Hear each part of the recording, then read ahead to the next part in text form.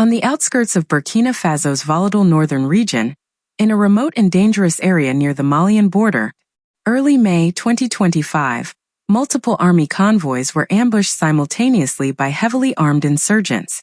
Over 200 Burkinabe soldiers were slaughtered in what may be the single deadliest attack since the insurgency began over a decade ago.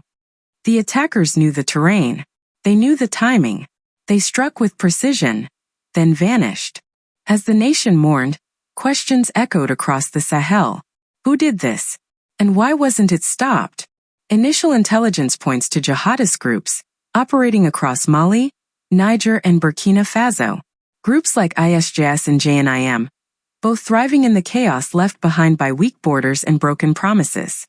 But behind the jihadist names lies an ethnic dimension few want to confront: the Fulani.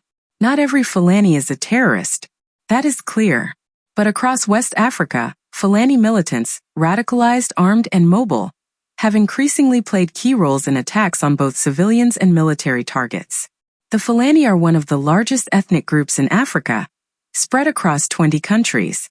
But climate change, land disputes, and extremist influence have turned many once peaceful communities into recruitment grounds for terror. As over 200 Burkinabe soldiers lay dead, what did the international media say?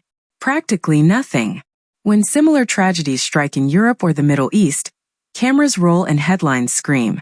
But when Africa bleeds, the world often looks away, or worse, it distorts the truth. Let's not pretend this war is only Africa's burden. For years, France led military operations in Mali, Burkina Faso, and Niger under Operation Barkhane. But what was the result? France is gone. The US is scaling down. And now a new alliance rises, the ACE.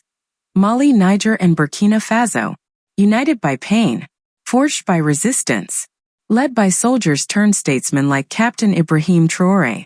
But ask yourself, who profits when Africa is at war with itself? Who sends weapons to bandits in the Sahel? Who spreads lies to divide Fulani and non-Fulani? Who benefits when the AES is weakened? Some say the old colonizers still control the strings.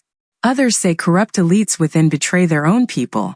But what's certain is that the real enemy is not always the one shown on screen. 200 soldiers will never return to their families. Mothers grieve.